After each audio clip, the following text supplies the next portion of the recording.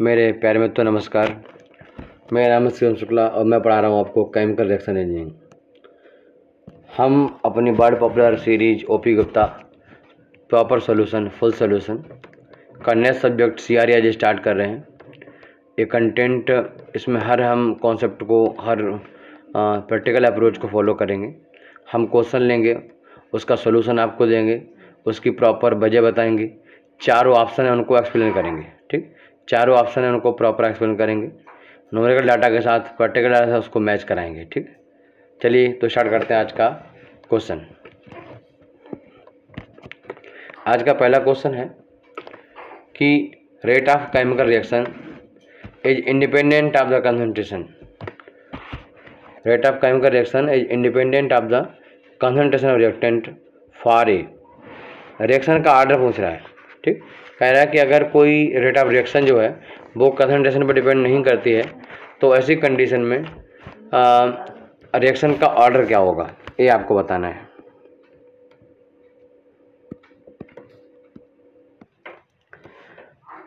यहाँ पर हमें समझना है पहले कि भाई रेट ऑफ रिएक्शन जो है वो आखिर ऑर्डर पर डिपेंड कैसे करती है। अगर कोई रिएक्शन है A से B कन्वर्जन हो रहा है तो उसकी रेट ऑफ रिएक्शन के CA की पावर n होती है। यहाँ n क्या है? n जो है वो रिएक्शन का ऑर्डर है। आप बोलोगे सर इसमें तो CA दिख रहा है, रिएक्शन का ऑर्डर 1 है। तो मेरे प्यारे, इसको देख के आप पता नहीं कर पाओगे कि रिएक्शन का ऑर्डर 1 है कि 2 है। ठीक है, रिएक्शन का ऑर्डर एक एक्सपेरिमेंटल वैल्यू है जो मुझे एक्सपेरिमेंट के थ्रू पता चलती है। एक्सपेरिमेंट कैसे करते हैं ये मैंने आपको अपने कंटेंट में समझाया है। फिर भी यहाँ पर जब क्वेश्चन आएगा तो हम फिर डिस्कस करेंगे उसके बारे में। तो जब समझ गए, अब यहाँ पर क्वेश्चन ये है कि रेट ऑफ रिएक्शन जो होती है वो डिपेंड नहीं कर रही है कंसंट्रेशन पे। इसका मतलब है कि कंसंट्रेशन की पावर 0 है। समझ गए? अगर ये इस तरीके से है तो आप देखोगे कि minus rate RA equal to K हो जाएगा। ठीक, अगर किसी भी रिएक्शन का ऑर्डर 0 है तो ऐसी कंडीशन में रेट ऑफ रिएक्शन हमेशा K के बराबर होती है। यानी कंसंट्रेशन ज़्यादा हो या कंसंट्रेशन कम हो, इसकी वैल्यू चेंज होने वाली नहीं है। ये बात समझ गए? इसकी वैल्यू चेंज नहीं हो सकती चाहे कितना भी कंसंट्रेशन बढ़े या कंसंट्रेशन घटे। जैसे इसका मीनिंग समझते हैं, what is the meaning of this. इसका मतलब ये है कि हम देखें जैसे जैसे हमारा कन्वर्जन बढ़ेगा तो उसके अकॉर्डिंग अगर हम जो ग्राफ बनाएं, ठीक, तो अब देखोगे कि -RA की वैल्यू कांस्टेंट है। अगर इसकी वैल्यू K के बराबर है तो इसका मतलब है कि ये जो वैल्यू है वो सिर्फ अब डिपेंड करती है टेम्परेचर पर, क्योंकि K की वैल्यू को अब डिस्टर्ब करने के लिए तो हमें समझ सकते हैं कि भाई रेट ऑफ रिएक्शन जो है वो टेम्परेचर पर डिपेंड करती है। समझ गए? यहाँ पर तो फिलहाल इसको ड्रॉ करेंगे तो कैसे बनेगी। अगर RA इक्वल टू K है तो 1/-RA इक्वल टू 1/K हो जाएगा, यानी फिर कोई कांस्टेंट वैल्यू आएगा, टेम्परेचर फिक्स है तो ध्यान रखिए। तो यहाँ पर हम एक ऐसा ग्राफ बन के आएगा। तो जीरो ऑर्डर रिएक्शन के लिए ग्राफ इस तरीके से बन के आता है जो कंसंट्रेशन पर डिपेंड नहीं करता। जैसे आप देखते हो, हम आगे बताएंगे आपको कि रिएक्शन का जब ऑर्डर जो है होता है कोई ना कोई, अगर वो ऑर्डर 0 के बराबर नहीं है, वो प्लस और माइनस है, नॉर्मली ऑर्डर प्लस होता है, माइनस बहुत रेयर केस में होता है। तो उस केस में जो कर्व है वो आपको इस तरीके से निकल के आता है सामने। क्यों? कि जैसे जैसे समय बढ़ता है, कन्वर्जन बढ़ता है, कंसंट्रेशन डिक्रीज होता है। और कंसंट्रेशन जब डिक्रीज होता है तो उसका रेट डिक्रीज होगा। रेट डिक्रीज होगा तो 1/-RA बढ़ेगा समय के साथ, तो एक कर्व बढ़ता हुआ दिखाई देता है। ये चीज़ हम आगे बहुत अच्छे से समझेंगे। आइए चलते हैं नेक्स्ट क्वेश्चन पे। तो इसमें लगा लीजिए जीरो ऑर्डर। ये क्या है? ये जीरो ऑर्डर को रिप्रेजेंट करता है।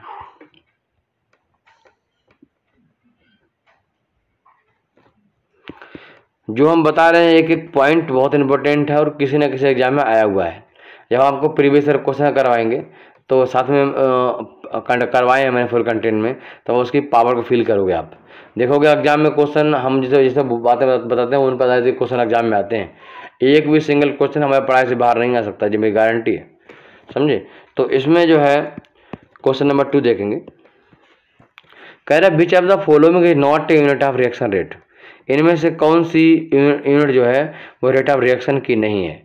पहला ऑप्शन है मोल्स फॉर्म पर surface of catalyst per unit time, moles form volume of reactor per unit time, moles form volume of catalyst per unit time. ठीक, ये तीनों जो है रेट ऑफ रिएक्शन की यूनिट है, तो इसलिए इसका आंसर है डी।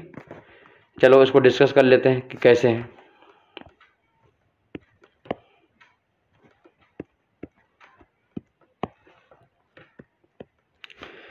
रेट ऑफ रिएक्शन को हम कई बेसिस पे डिफाइन करते हैं।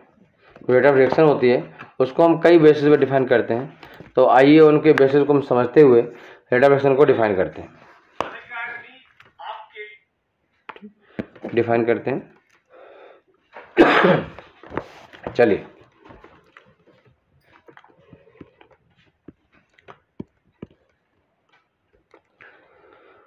सबसे पहले हम आर आई से डिनोट करते हैं, और आर आई का मतलब होता है 1/b dNi/dt। समझ गए? ये पहले तरीके से बाय द फर्स्ट बेस हम इसको डिफाइन करते हैं। आई यहाँ पर कोई स्पीसीज के बारे में बता रहा है, हम एज ए प्रोडक्ट उसको डील करेंगे, तो मोल्स फॉर्म्ड हम पढ़ेंगे। ठीक, मोल्स फॉर्म्ड, अगर उसको एज ए रिएक्टेंट करते तो यहाँ पर माइनस आता और मोल रिएक्टेड हम बोलते, हम ऐसा बोल सकते हैं 1/b dNi/dt।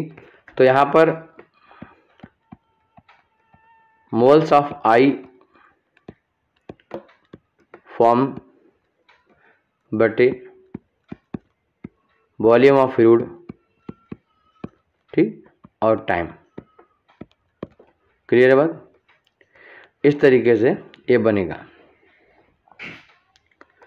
अब यहाँ पर क्या है, हमने बेस क्या बनाया है, वॉल्यूम ऑफ फ्लूइड। समझ गए? ये बेस उस समय बनाया जाता है जब नॉर्मल रिएक्शन होती हैं। मान लो कोई दो लिक्विड रिएक्टेंट हैं, लिक्विड ए और लिक्विड बी। फॉर एग्जाम्पल, अगर कोई कंपोनेंट है, जैसे कि हमारा लिक्विड का सॉल्यूशन है वो वाटर से रिएक्शन कर रहा है, तो दोनों चीज़ें लिक्विड है, और तो ऐसे केस में हम क्या करेंगे, वॉल्यूम ऑफ फ्लूइड सिस्टम यहाँ पर यूज करेंगे। या फिर दोनों गैसेस हैं तब भी हम वॉल्यूम ऑफ फ्लूइड यूज कर सकते हैं। तो ये फार्मूला वहाँ पर अप्लाई किया जाता है। अच्छा, अगर हम बेस को चेंज करें तो आर आई डैश हम उसको बोलेंगे। यहाँ पर वॉल्यूम ऑफ फ्लूइड था बेस V, बट यहाँ पर हमने क्या किया है, यहाँ पर हम मास ऑफ सॉल्ट ले सकते हैं 1/W into dNi/dt। Second base ले रहे हैं हम। ये हम तब लेते हैं जब हमारा जो रिएक्शन है वो रिएक्शन हाइड्रोजीनियस होता है। उनमें हो सकता है कि एक रिएक्टेंट हो कोई लिक्विड या गैस और दूसरा रिएक्टेंट हो सॉलिड, ऐसा हो सकता है। ठीक, या फिर यहाँ पर ऐसा हो सकता है कि दूसरा जो हमारा सॉलिड है वो एक कैटलिस्ट हो। बात समझे? जिसको हम एग्जाम्पल देंगे। तो यहाँ पर हम देखेंगे मोल्स ऑफ आई फॉर्म्ड बटे टाइम सब में रहेगा, और वॉल्यूम ऑफ फ्लूइड जो पहले था वो हो जाएगा मास ऑफ सॉलिड। पहले जो वॉल्यूम ऑफ फ्लूइड था वो हो गया मास ऑफ सॉलिड। यानी मैंने इसको base of mass of solid के आधार पर डिफाइन किया है, तो यहाँ पर W आएगा। ठीक, पहले सिंपल B था, फिर हमने यहाँ पर W लिया। तीसरा अगर हम बेस चेंज कर दें तो RI डबल डैश हो जाएगा, और फिर यहाँ पर 1/S dNi/dt। ठीक, ये रिएक्शन ज़्यादातर हम तब यूज करते हैं एस जब हम सॉलिड के तौर पे रिएक्टर ना लेके कैटलिस्ट लेते हैं, और कैटलिस्ट का सरफेस एरिया हमारे लिए महत्वपूर्ण होता है, उस समय हम इसको लेते हैं। और इसको बनेगा moles of I formed upon surface area of catalyst, या सरफेस एरिया ऑफ सॉलिड, कुछ भी ले सकते हैं, क्योंकि रिएक्शन होने के लिए भी रिएक्टेंट का सरफेस एरिया महत्वपूर्ण है। ठीक, अगर सरफेस एरिया, इसका मतलब समझिए, जैसे अगर हम ये रिएक्शन करवा रहे हैं कहीं पर, अगर कोई सॉलिड ऐसा जैसे लाइक स्टोन, कोई सॉलिड ऐसे सल्फर हो सकता है, वो ऐसे स्टोन की तरह है, तो रिएक्शन आप इसको रिएक्शन करवाओ किसी गैस से तो ऊपरी सरफेस से रिएक्शन होगी, ऊपर का पूरा हिस्सा अनरिएक्टेड रह जाएगा। ठीक, कि पूरा जस्ट लाइक कार्बोनियस मटेरियल ये बिल्कुल अनरिएक्टेड रह जाएगा। जबकि अगर उसका पाउडर बना दोगे आप तो पूरा रिएक्शन हो जाएगा, पूरे ऐसे फैल जाएगा पाउडर के फॉर्म में। तो यहाँ पर सरफेस एरिया महत्वपूर्ण है, चाहे वो कैटलिस्ट हो चाहे वो रिएक्टेंट हो। तो स्पेशली जब सरफेस एरिया महत्वपूर्ण होता है तब हम RI डैश डबल डैश की फॉर्म में हम इसको रिप्रेजेंट करते हैं। तीसरा तरीका है RI ट्रिपल डैश। तब are I triple dash case में 1/BS। हमने कहा देखो ऐसा है, हम चाहें तो वेट का डिफाइन करें, चाहें तो सॉलिड का वॉल्यूम का डिफाइन करें। ठीक है, हमने कहा मास ऑफ सॉलिड, तो हम वॉल्यूम ऑफ सॉलिड कर सकते हैं। तो यहाँ पर हम इसको डिफाइन करेंगे, मोल्स ऑफ आई फॉर्म्ड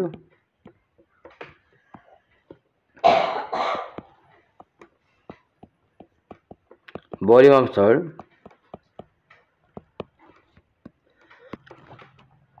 चलिए, तो ये बात समझ में आ गई आपको। सीधा सा बात यह है, अगर किसी भी मटेरियल का सॉलिड अगर मास ज़्यादा है तो वॉल्यूम भी ज़्यादा होगा ना, क्योंकि डेंसिटी तो कांस्टेंट है। इस आधार पे भी हम डिफाइन कर सकते हैं। इसको डिफाइन हम इसलिए करते हैं, मान लो कोई हमारे पास रिएक्टर है, तो वहाँ पर हमें डिपेंड देखना पड़ेगा ना भाई कि हमारा जो गैस है, लिक्विड है, उसके लिए कितना वॉल्यूम बचता है। मैक्सिमम वॉल्यूम तो सॉलिड ही कवर कर लेता है, तो वो वहाँ पर कंसीडर करते हैं, तब इसका यूज करते हैं। चौथा है R I 4 time dash 4 prime, ठीक, 1/BR। वो B I the volume of reactor, TNI/dt। तो यहाँ से हो जाएगा मोल्स ऑफ आई फॉर्म बटे वॉल्यूम ऑफ रिएक्टर। जब वॉल्यूम ऑफ रिएक्टर हमारे लिए महत्वपूर्ण होता है, तब उस समय हम इसको यूज कर सकते हैं। ठीक, वॉल्यूम ऑफ रिएक्टर। तो ओवरऑल अगर देखें हम, तो इनमें से इसकी वैल्यू निकालें हर बार हम, तो इससे मल्टीप्लाई करते जाएंगे, बराबर आएगा। तो पहले वाले केस में जो इसकी वैल्यू आर आई था, उसको बी से मल्टीप्लाई कर दें। दूसरे वाले आर आई डैश को डब्ल्यू से मल्टीप्लाई कर दें। तीसरे केस में आर आई डबल डैश को हम एस से मल्टीप्लाई कर दें। तीसरे चौथे केस में आर आई ट्रिपल डैश को हम बी इसको हम क्या करें, बी एस से हम कर दें। और फिर आर आई 4 टाइम डैश को हम बी आर से मल्टीप्लाई कर दें। ये सभी वैल्यू बराबर होंगी, और कितना मोल्स फॉर्म हुआ है पर यूनिट टाइम में, it is the rate of formation of product, इसके बराबर होगी। तो इनको आपस में चेंज कर सकते हैं। फॉर एग्जांपल, अगर आपको आर आई दिया हुआ है, आर आई डबल डैश निकालना है, और उसका वॉल्यूम फ्लूइड का वॉल्यूम और ये वैल्यू आपको पता है। चलो हम इसमें लेते हैं, ये सरफेस एरिया इसमें देते हैं। ठीक, अगर आपको आर आई डबल डैश निकालना है, आर आई डैश आपको पता है, उसका वेट कितना है आपको पता है, सरफेस एरिया आपको पता है, you can easily find out the value of are I double dash. Okay, ये हम इसका पर्पज यहाँ यूज करते हैं। हमारा जो क्वेश्चन था उस पर हम दोबारा से आते हैं। इस क्वेश्चन में देखो, इस क्वेश्चन में पहले जो वैल्यू दी है, मोल्स फॉर्म्ड पर सरफेस ऑफ कटलेस, ठीक, ये आर आई डबल डैश को डिफाइन करता है। ठीक, मोल्स फॉर्म्ड पर volume of reactant, volume of reactor, तो वॉल्यूम ऑफ रिएक्टर जो आर आई 4 टाइम डैश को डिफाइन करता है। Moles formed but moles of volume of Cutlass, volume of Cutlass and just like volume of solid. ठीक, तो ये जो है आर आई ट्रिपल डैश को डिफाइन करता है। तो इस तरीके देखा हमने सारी यूनिटें वैलिड हैं। बस आपको थोड़ा याद रखना है कि वॉल्यूम ऑफ फ्लूइड को हम इसमें बेस वॉल्यूम मानते हैं, फिर हम वेट मानते हैं डब्ल्यू को, जिसमें हम वेट ऑफ सॉलिड लेते हैं, फिर हम सरफेस है ये सरफेस मानते हैं, फिर हम बी एस मानते हैं यानी वॉल्यूम ऑफ सॉलिड मानते हैं, और फिर हम B R volume of reactor मानते हैं। ये बस आपको मोटा मोटा पता होना चाहिए, इसमें कुछ और पता नहीं करना है। जितना पता करना था मैंने आपको बता दिया, और इसमें से आप कभी भूलोगे भी नहीं, ये मेरी गारंटी है। ठीक, चलिए अगला क्वेश्चन देखते हैं।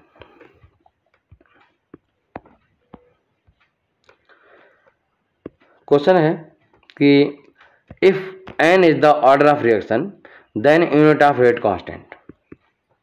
देखिएगा, minus are A equal to K C A की पावर n। ये अगर n ऑर्डर रिएक्शन है तो रेट ऑफ रिएक्शन जो होती है, इसकी जो यूनिट होती है वो हमेशा कांस्टेंट होती है। इसकी यूनिट क्या मैंने बताया, 1/B/DNI/dt।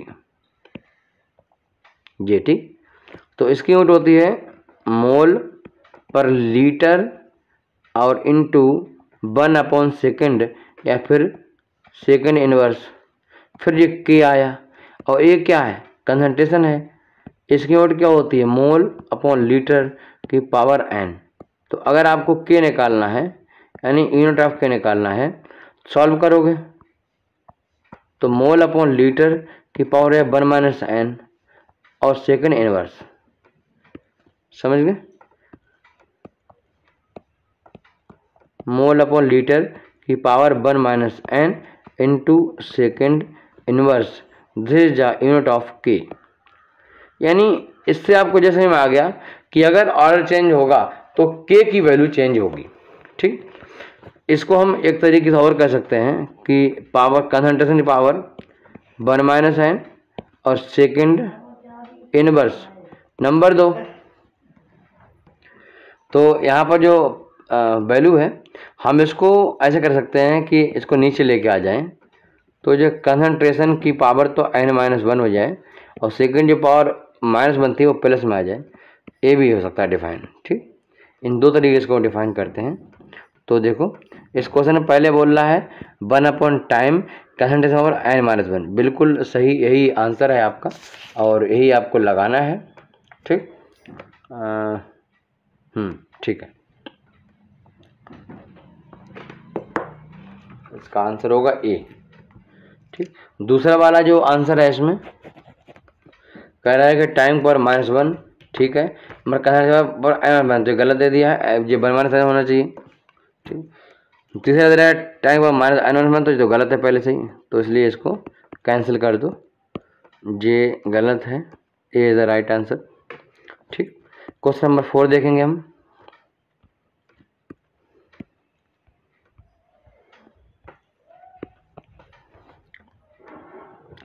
कह रहे which of the following is a controlling factor in a very fast heterogeneous reaction. ठीक, कोई भी हेट्रोजेनियस रिएक्शन होती है उसमें वेरी फास्ट है, बात समझे, कैसी रिएक्शन है, वेरी फास्ट रिएक्शन है।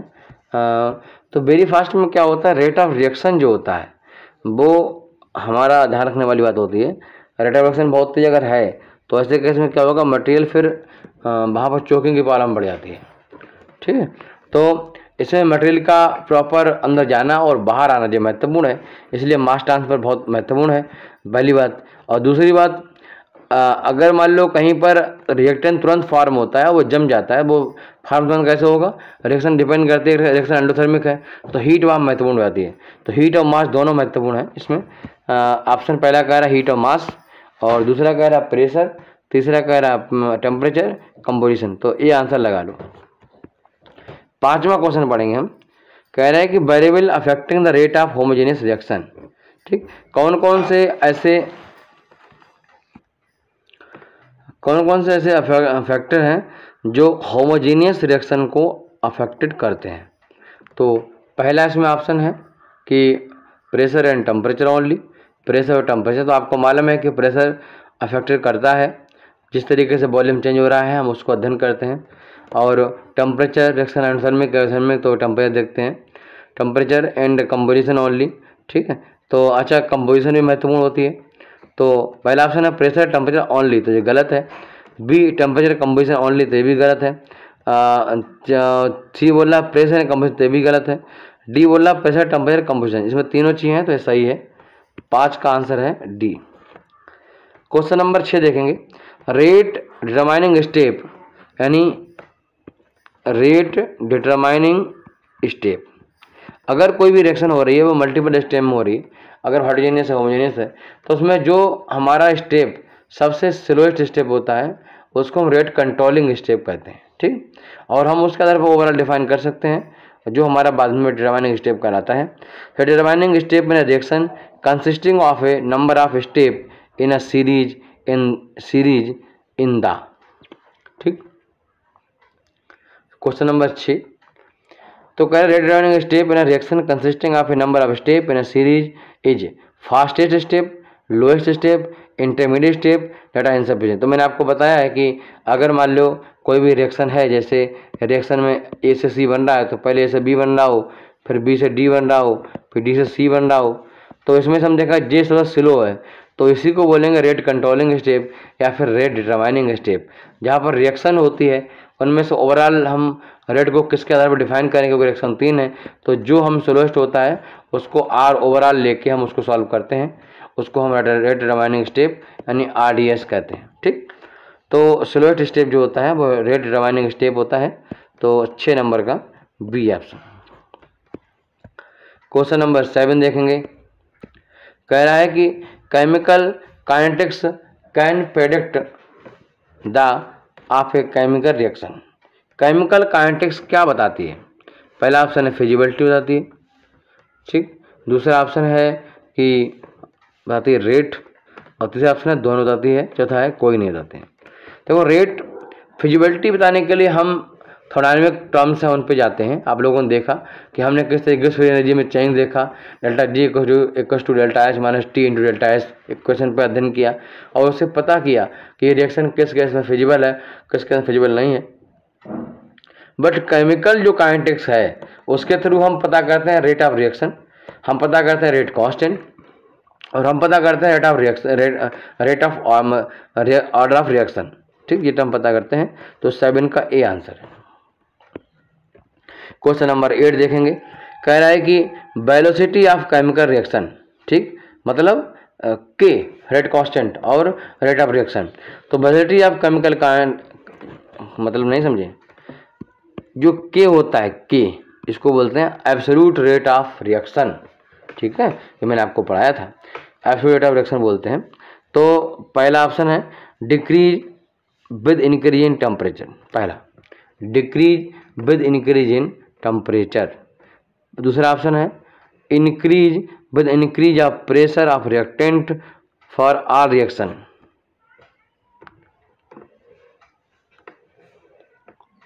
अब देखो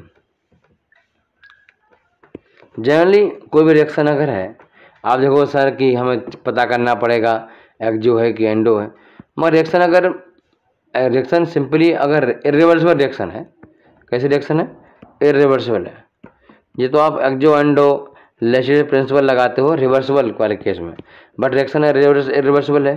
तो सिंपली हम बोल सकते हैं कि अगर पहला पॉइंट कि अगर आप रिएक्शन का टेम्परेचर बढ़ाते हो तो ये निश्चित है कि रेट ऑफ रिएक्शन बढ़ेगा ही बढ़ेगा, ठीक। इसको ऐसे लिख लो, चलो, अगर आप रिएक्शन का टेम्परेचर बढ़ाते हो, ठीक, तो रेट ऑफ रिएक्शन क्या होगी, जनरली बढ़ती है, ठीक, पहली बात। दूसरी बात क्या है, increase with increase of pressure. तो वेलोसिटी क्या फर्क पड़ेगा, अगर आपने प्रेशर बढ़ाया है तो ऐसे केस में का बढ़े घटेगा डिपेंड करता है उसकी स्टोइचियोमेट्रिक कंडीशन क्या है। तो इसमें लिखो effect of pressure, effect of pressure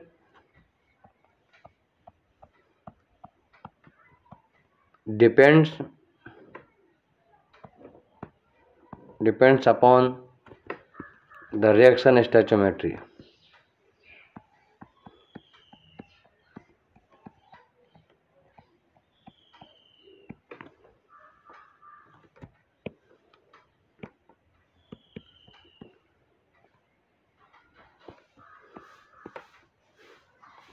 number 2 decrease with increase in reactant concentration, ठीक, decrease with increase in reactant concentration. तो भैया ये तो बात गलत बोल दी है आपने दोस्त, ऐसा तो नहीं हो सकता। अगर रेट ऑफ रिएक्शन बढ़ानी है तो कंसंट्रेशन बढ़ाना पड़ेगा, है ना। Velocity of the chemical reaction ये आपको बताना है, increase decrease with increase in temperature, ये तो गलत बात बोल दी, okay. B increase with increase in pressure reactant for our reaction, तो ये भी गलत बात बोल दी, ये भी गलत है, ठीक।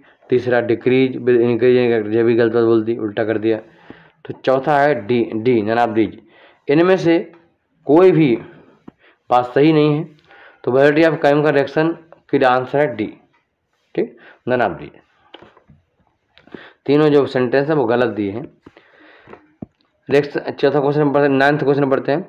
सम of the power of the concentration term in the rate equation is called, इसे क्या बोलते हैं, ओवरऑल ऑर्डर।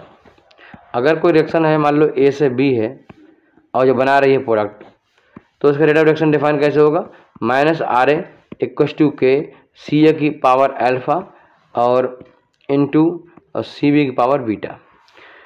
इस रिएक्शन को हमने जब एक्सपेरिमेंट कराया, परफॉर्म कराया, तो इसका ऑर्डर निकल के आया ए वाला। ठीक, ए रिएक्शन कहती है कि भाई जो रेट ऑफ रिएक्शन है वो कंसंट्रेशन ए की अल्फा पावर पर और बी की बीटा पावर डिपेंड करता है। तो मैंने कहा भाई इन पावर को जोड़ दो, इसको क्या बोलते हैं, इसको बोलते हैं overall order.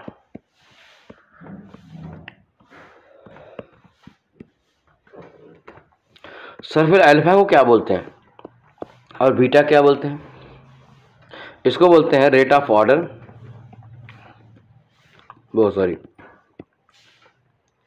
Order of reaction with respect to A, reactant A, order of reaction with respect to B. तो अल्फा प्लस बीटा यानी कंसंट्रेशन की पावर का, यानी कंसंट्रेशन की पावर का समेशन या फिर कंसंट्रेशन के एक्सपेरिमेंट का समेशन क्या कहलाता है, ओवरऑल ऑर्डर कहलाता है। ठीक, 9 का बी आंसर है। क्वेश्चन नंबर 10 देखेंगे, molecularity of reaction is always equal to the overall order of reaction, may not be equal to the order of reaction, can not have a fractional value. B और C दो option ठीक है। पहला option कह रहा है कि always equal to overall order reaction, अगर कोई रिएक्शन हमारी एलिमेंट्री है तो मॉलिक्यूलरिटी ऑर्डर दोनों बराबर होते हैं, और एलिमेंट्री नहीं है तो मॉलिक्यूलर ऑर्डर बराबर नहीं हो सकते हैं। ठीक, तो इसमें पहला बोल रहा है is always equal to the overall order reaction, ये गलत है, ऑलवेज इक्वल नहीं होता है, एलिमेंट्री वाले केस में ही होता है। बी कह रहा है कि may not have equal to the order reaction, हो सकता है कि इक्वल ना हो ऑर्डर के, बिल्कुल सही बात है। Can not have fractional order, molecularity कभी फ्रैक्शनल नहीं हो सकती। मैं आपसे बोलूं कि आपकी शादी में कितने लोग खाना खाने आए, तो आप नहीं बोल सकते 2.25 आदमी। ठीक, आपको बोलना पड़ेगा 4, 5, 6, 10, 15, 1000, 2000, वो कभी भी कंप्लीट संख्या में होगा। ठीक, इसलिए जो मॉलिक्यूलरिटी है वो नंबर ऑफ मॉलिक्यूल की संख्या बताता है, और इस वजह से वो कभी भी वो फ्रैक्शनल वैल्यू नहीं हो सकता। समझ गए? तो बी और सी सही है, इसलिए आंसर है डी। इसमें बस एक लाइन लिख लो नोट्स तौर पे। हर क्वेश्चन में नोट्स हमारे आपको लिखना है।